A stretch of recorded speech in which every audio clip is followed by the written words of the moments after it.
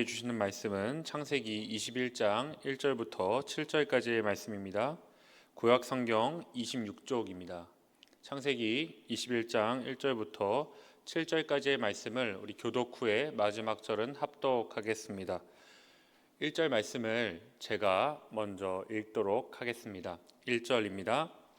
여호와께서 말씀하신 대로 사라를 돌보셨고 여호와께서 말씀하신 대로 사라에게 행하셨으므로 사라가 임신하고 하나님의 말씀하신 시기가 되어 노년의 아브라함에게 아들을 낳으니 아브라함이 그에게 태어난 아들 곧 사라가 자기에게 낳은 아들을 이름하여 이삭이라 하였고 그 아들 이삭이 난 지 8일 만에 그가 하나님이 명령하신 대로 할례를 행하였더라. 아브라함이 그의 아들 이삭이 그에게 태어날 때에 100세라. 사라가 이르되 하나님이 나를 웃게 하시니 듣는 자가 다 나와 함께 웃으리로다. 함께 읽습니다. 또 이르되 사라가 자식들을 젖먹이겠다고 누가 아브라함에게 말하였으리오마는 아브라함의 노경에 내가 아들을 낳았도다 하니라. 아멘. 우리 좌우에 계신 분들과 이렇게 인사하면 좋겠습니다. 말씀하신 대로 이루어집니다. 말씀하신 대로 이루어집니다. 감사합니다. 베트남의 티우 대통령이 과거 우리나라를 방문한 적이 있었습니다. 좀 오래된 일인데요. 그때 방문했을 때 이제 사람들과 만나고 이제 청와대 뒤뜰을 산책을 한 적이 있습니다. 그 산책을 하는데 어디선가 참 향긋한 향기가 바람에 실려 날아왔습니다. 그 향기가 너무나 매혹적이었기 때문에 그 베트남의 티우 대통령이 가던 걸음을 멈춰 세우고 그 나무 앞에 걸음을 멈춰 섰습니다. 그리고 물어봤습니다. 이 나무 이름이 뭐냐? 참 꽃향기가 좋습니다. 이 나무 이름이 무엇입니까? 라고 물었습니다. 그래서 거기 있던 보좌관들이 이 나무의 이름이 바로 목련이라고 이야기했습니다. 목련나무입니다. 아마 베트남엔 없을 텐데 우리나라에서는 흔하게 볼 수 있는 꽃이고 참 꽃향기가 좋은 그런 나무이고 또 꽃이라고 이야기를 해줬습니다. 이제 이 디오 대통령이 굉장히 마음에 들어하는 모습을 보고 좀 센스가 있었던 것 같아요. 이제 그 보좌관들이 이 베트남으로 다시 돌아가는 그 대통령의 비행기 편에 이 목련 나무 묘목을 작은 묘목을 실어가지고 함께 선물로 보내게 됩니다. 이 베트남 대통령이 굉장히 마음에 들어했어요. 가지고 가서 그 묘목을 이제 자기의 궁 앞에다가 그 앞들에다가 잘 심었습니다. 물을 주고 또 잘 가꾸라고 이야기를 해줬어요. 시간이 금세 지났습니다. 그 나무가 금방 자라나서 나무는 어느새 높이 자라났고 그 나무의 가지는 굉장히 무성해졌습니다. 나무 굉장히 잘 자랐어요. 완전히 다 자랐는데 그런데 몇 년이 지나도 그 나무에게서 꽃이 열리질 않는 거예요. 꽃이 열리질 않는 겁니다. 아니 그 꽃향기 때문에 가지고 왔는데 꽃향기 때문에 선물 받았는데 나무 가지는 무성한데 나무 잎사귀는 무성한데 다 잘 자랐는데 왜 꽃향기가 안 날까? 밑에 사람들 불러다가 이거 왜 그런지 좀 알아봐라 이렇게 이야기를 했습니다. 이제 밑에 있던 사람들이 가지고 가서 이 나무에 대해서 조사를 해봤어요. 조사를 해봤더니 이런 답변을 들고 왔습니다. 아마도 대통령님 우리나라에서 이 목련꽃의 향기를 맡기는 어려울 것 같습니다. 왜냐하면 목련은 바로 추운 겨울이 지나야만 그 꽃을 피우는 나무이기 때문에 그렇습니다. 따뜻한 기후뿐인 이 베트남에서 이 추운 겨울을 반드시 지나야만 피어나는 이 목련의 꽃은 그 베트남에서 열리지 않는다라는 거죠. 따뜻한 기후 덕에 나무가 비록 잘 자라고 그 잎사귀가 무성할지라도 베트남에서는 10년, 50년, 100년이 지나도 베트남에서는 그 목련의 꽃을 볼 수가 없다라는 겁니다. 우리 삶도 이와 같은 것 같습니다. 인생의 아름다운 꽃과 열매를 맺기 위해서는 인생의 겨울을 통과해야 합니다. 하나님은 고난과 상관없이가 아니라 고난을 통해서 우리 삶의 꽃과 열매를 맺어가기를 원하십니다. 오늘 말씀에도 인생의 겨울을 통과한 아브라함이 등장하고 있습니다. 아브라함이 여러분 아시다시피 하란 땅부터 가나안에 이르기까지 가나안에서의 그 모든 인생의 시간들이 어떻게 보면 인생의 겨울과도 같은 것 같습니다. 아브라함의 가정이 통과했던 겨울, 그 겨울은 무엇이었냐면 바로 결핍이었습니다. 아브라함의 가정에 무엇이 없었습니까? 자녀가 없었습니다. 무려 아브라함이 75세, 이제 노년에 접어들 그때까지도 아브라함의 가정에는 자녀가 없었습니다. 당시에 자녀가 없다는 것은 다른 사람들이 봤을 때 사회적 시선으로 보면은 이 가문은 끝났다, 이 가문의 종말을 보여주는 것과 같았습니다. 이 가문의 대를 이어갈 사람이 없는 거예요. 그래서 아브라함이 노년 때까지도 이 자녀가 없다라는 것에 대해서 먹고 살 만큼 돈도 벌어놨고 사회적으로 명망도 높아졌는데 명성도 이제 올라갔는데 이제 부와 명성을 다 가졌지만 한 가지 없는 것, 바로 아들의 문제, 자녀의 문제 때문에 아브라함이 그 근심이 깊어져 갔습니다. 아브라함이 자녀의 문제를 이제 75세쯤 되면 단념했던 것 같아요. 거의 다 이제 이 나이에 무슨 자녀인가 싶어서 이렇게 문제를 단념할 때쯤 하나님이 나타나서 다시 그 문제를 꺼내십니다. 그리고 그 문제를 꺼내신 다음에 무엇을 약속하시냐면 자녀를 주겠다, 자녀의 번성을 약속하셨습니다. 아브라함이 선뜻 하나님의 손을 잡고 가나안으로 따라 나섰던 것은 아브라함의 마음속에 가장 원하던 그 자녀의 문제를 하나님이 꺼내 놓으셨기 때문일 거라고 생각이 듭니다. 말씀을 따라 나선 지 이제 25년이 되던 해 드디어 혹독한 겨울이 지났습니다. 이제 아브라함의 인생에 봄이 찾아왔어요.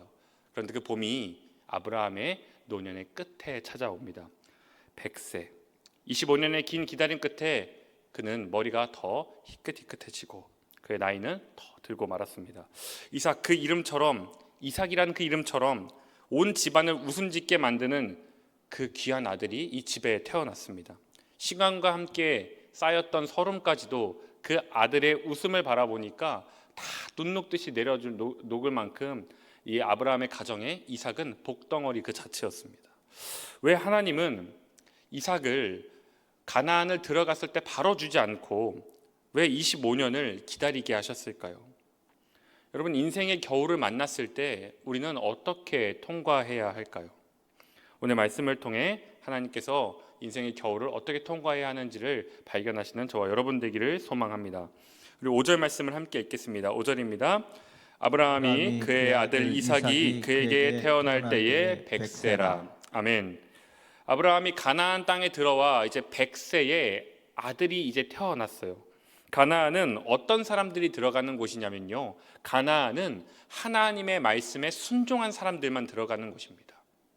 가나안은 그저 이방 민족, 우상 숭배하는 땅, 그런 땅이 아니라 가나안 땅에 누가 들어올 수 있냐면 하나님의 말씀에 순종한 이들만 들어올 수 있어요. 이 말을 바꿔 이야기하면 하나님의 자녀들만 들어올 수 있는 땅이 가나안 땅이라는 겁니다. 아브라함을 보세요. 좋은 하란 땅을 버리고 하나님 말씀에 순종해서 700km 넘게 떨어져 있는 그곳이 가나안 땅으로 들어왔습니다. 말씀에 순종했기 때문에 가나안에 들어갈 수 있었다라는 것이죠. 시간이 흘러 이제 출애굽을 했던 그 이스라엘 백성들이 가나안에 들어갔던 것은 하나님의 말씀에 순종했기 때문입니다. 약속의 땅 가나안, 언약의 땅 가나안으로 가라라는 그 말씀에 순종했기 때문에 가나안으로 들어갈 수 있었다라는 것이죠. 이제 한 가지 우리 눈에 보여지는 것이 있습니다. 바로 그것은 무엇이냐면 가나안 땅은요, 순종의 땅인데 우리가 하나님 말씀에 순종할 때 하나님이 우리에게 복을 주실까요? 벌을 주실까요? 당연히 복을 주십니다. 당연히 복을 주시죠.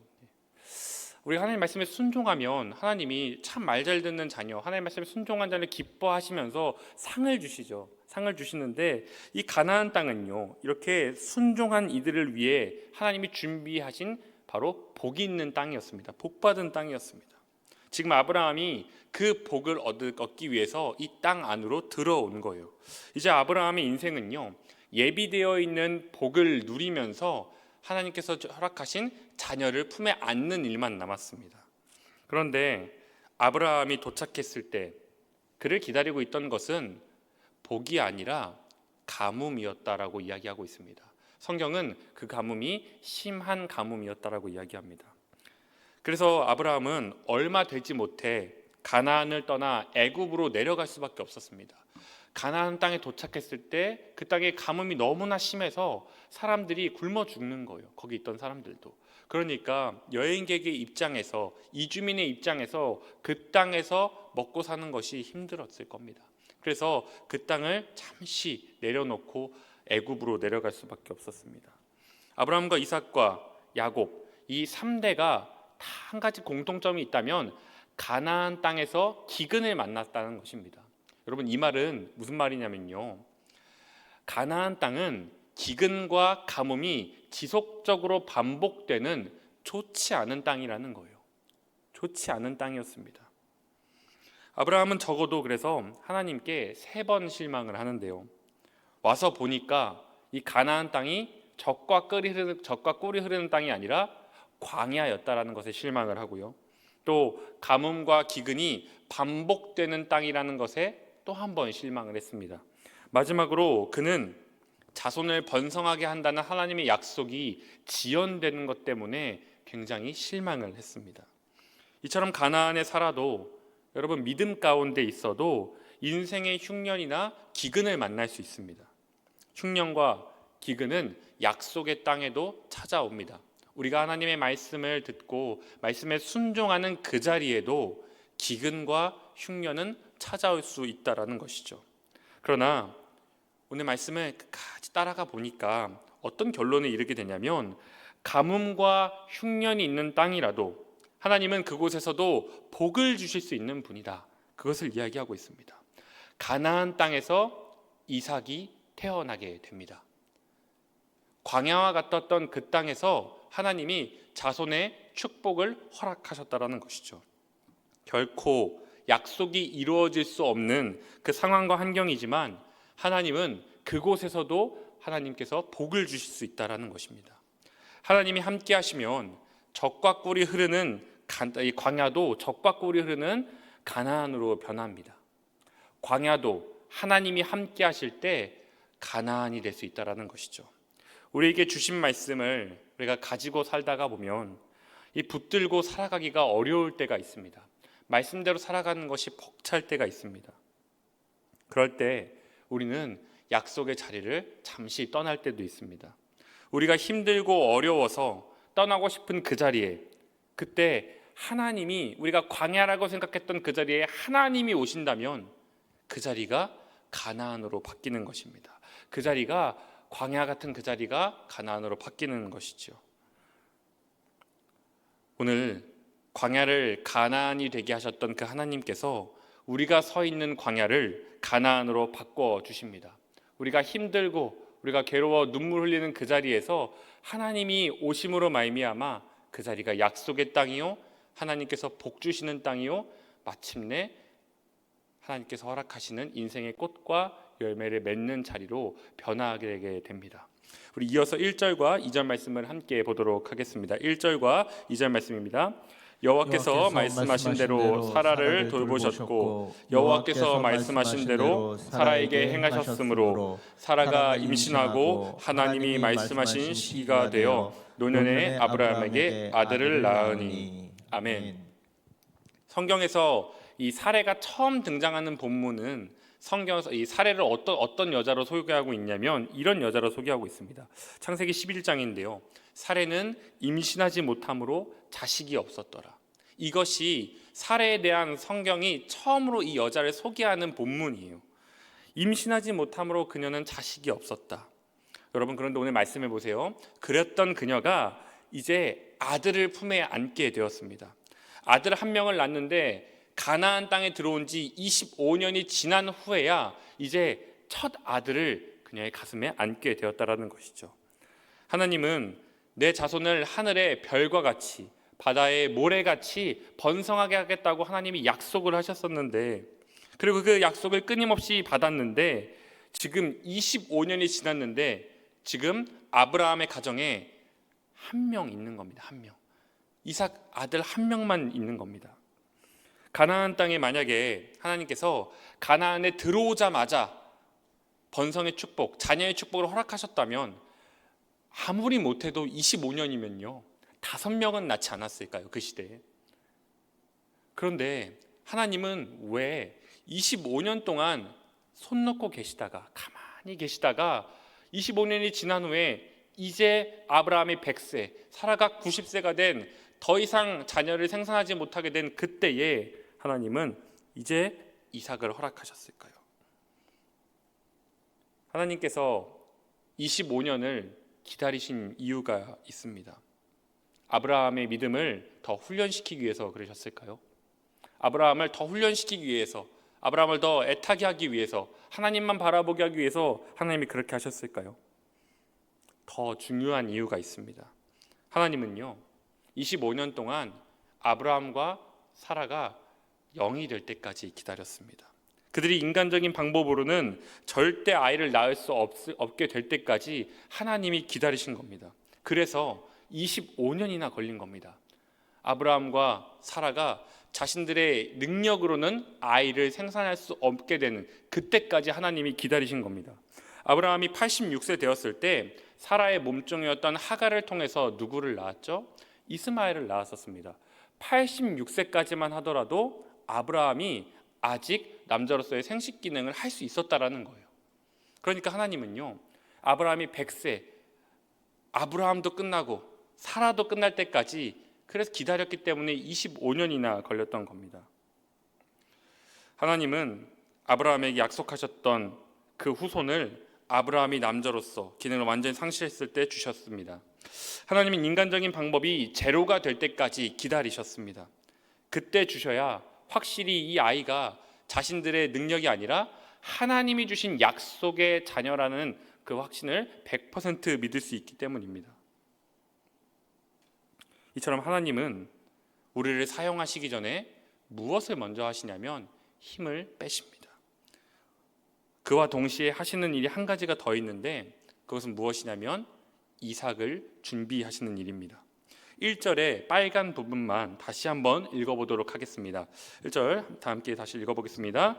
말씀하신 대로 돌보셨고 말씀하신 대로 행하셨으므로. 아멘. 사라도 아브라함도 하나님과 약속을 지키지 못할 때가 더 많았습니다. 가뭄을 피해서 가나안을 버리고 애굽으로도 내려가 봤고요. 또 기다림의 끝에 지쳐서 더 이상은 안 되겠다 싶어서 몸종 하갈을 데려다가 이스마엘을 낳는 방법까지 선택했었습니다. 그러나 하나님은 어떻습니까? 처음부터 끝까지 한 가지만 하고 계십니다. 말씀하신 대로 이삭을 준비하는 일만 하셨습니다. 만약 아브라함과 사라가 단념하고 가나안을 떠났다면 어떻게 되었을까요? 이삭과 만남이 없었을지도 모릅니다. 결국 말씀하신 대로 아브라함의 노년에 그는 아들을 품에 안았습니다. 혹독한 겨울을 지난 인생이 그 꽃을 피우게 된 것이죠. 이 모든 것은 말씀대로 행하시는 하나님이 아브라함을 돌보시고 붙잡아 주셨기 때문에 가능한 일이었습니다. 하나님은 오늘도 우리를 위한 이삭을 준비하고 계십니다. 죽음의 수용소에서의 저자 빅터 프랭클은 이렇게 이야기합니다. 하나님의 도움은 결코 늦는 법이 없습니다. 다만 우리가 너무 성급할 뿐입니다. 우리가 새벽 기도를 하려고 집을 나설 때는 사방이 캄캄하고 어둡습니다. 그러나 기도를 마치고 나오면 세상은 어느새 벌써 환히 낯이 되어 밝아 있습니다. 우리가 어둠 속에서 기도하고 있는 동안 하나님은요 아침을 만들고 계셨습니다. 인생의 밤을 만나 기도하는 우리를 위해서 하나님은 아침을 만들고 계셨습니다. 아브라함과 사라가 25년이라는 그 광야와 같은 혹독한 겨울을 통과하고 있을 때 하나님은 무엇을 하셨냐면 그들을 위해서 이삭을 준비하고 계셨습니다. 아브라함과 사라가 더 이상은 안 되겠다며 두 손 들고 돌아섰을 때도 하나님 그때도 이삭을 준비하고 계셨습니다. 아브라함과 사라가 자신들의 방법을 다 동원하고 있는 그때에도 하나님은 처음부터 끝까지 말씀하셨던 대로 이삭을 준비하고 계셨습니다. 그리고 그 결과 어떻게 되었습니까? 말씀하신 대로 아브라함이 이삭을 품에 안게 되었습니다. 말씀하신 대로 이루어진 것입니다. 하나님은 오늘도 인생의 밤을 만나 간절히 기도하고 있는 우리를 위해서 아침을 준비하시고 이삭을 준비하시는 분입니다. 우리의 간절한 기도에 답답한 마음으로 가슴을 치며 기도하는 우리의 기도 제목에 하나님은 응답으로 준비하고 계십니다. 이 시간 우리가 내려놓았던 것들, 뒤돌아섰던 것들에서 다시 한번 우리를 위해서 응답을 준비하고 계신, 이삭을 준비하고 계신 하나님을 바라보며 다시 한번 나아가는 우리가 되기를 소망합니다. 이 시간 말씀을 기억하며 찬양하도록 하겠습니다.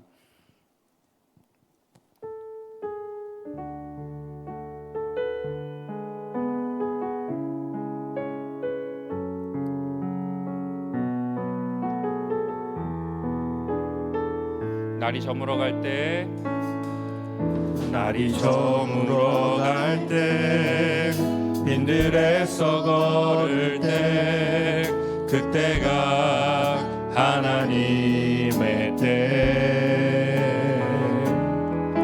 내 힘으로 안 될 때, 빈손으로 걸을 때, 내가 고백해 여호와 이래. 주가 일하시네, 주가 일하시네, 주가 일하시네.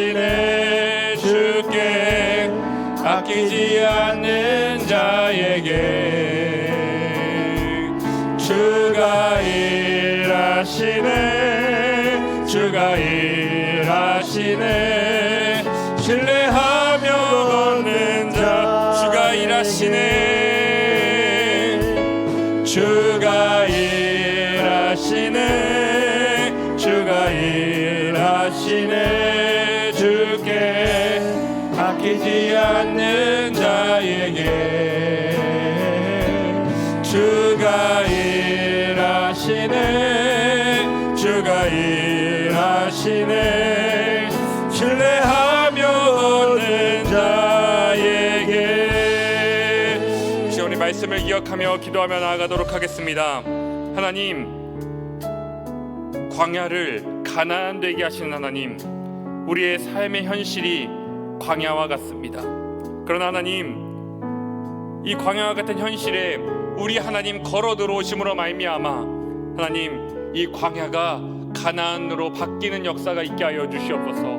우리와 함께 하신 하나님, 우리가 처한 모든 광야와 같은 상황을 가나안으로 바꿔 주시옵소서. 하나님, 아브라함과 사라의 가정에 이삭을 준비하셨던 것처럼 지금 이 순간에도 우리를 위해 이삭을 준비하고 계신, 우리의 기도에 응답하기 위한 응답을 준비하고 계신 그 하나님을 향한 다시 소망을 갖게 하여 허락하여 주시옵소서. 주님을 향한 소망과 주님을 향한 열정을 회복하게 하여 주시옵소서. 우리 다 함께 말씀을 기억하며 통성으로 기도하며 나아가도록 합니다. 좋으신 아버지 하나님 감사합니다. 좋으신 아버지, 우리 가운데 특별히 이 밤 하나님을 향한 이 아브라함의 말씀을 통해 우리에게 주시는 말씀, 하나님, 광야와 같은 삶일지라도 가나안으로 변화시켜 주시는 우리 하나님께 소망을 돌아 말씀하여 주시니 감사합니다. 하나님, 우리의 삶이 비록 광야와 같을지라도, 혹독한 겨울을 지난 것과 같을지라도 하나님, 이때에도 하나님 충분히 가나안으로 바꾸실 수 있고 우리의 상황에 들어오심으로 말미암아 하나님, 우리가 우리 삶 가운데 이삭을 준비하시는 하나님께 소망을 두게 하여 주시옵소서. 아버지 하나님 감사드립니다. 주님, 우리의 삶 가운데 우리를 위해 일하시는 그 주님께 소망을 두며 다시 나아간 우리가 되게 하여 주시옵소서. 때로는 아브라함처럼 하나님, 우리의 방법을 더 동원할 때가 있었고 하나님으로부터 뒤를 돌아갈 때가 있었습니다. 하나님, 말씀을 내려놓고 하나님 세상으로 걸어가던 때도 있었습니다. 그러나 하나님, 그 모든 순간 하나님은 여전히 우리를 향한 이삭을 준비하고 계셨음을 오늘 말씀을 통해 보게 하시니 감사합니다. 하나님, 이 순간에도 낙심하여 좌절하고 있는 우리를 위해 여전히 이삭과 응답을 준비하고 계신 아버지 하나님, 위로를 준비하고 계신 아버지 하나님, 하나님 가나안을 준비하고 계신 아버지 하나님, 하나님을 향한 열정, 하나님을 향한 신뢰가 이 밤 다시 회복되게 하여 주시옵소서.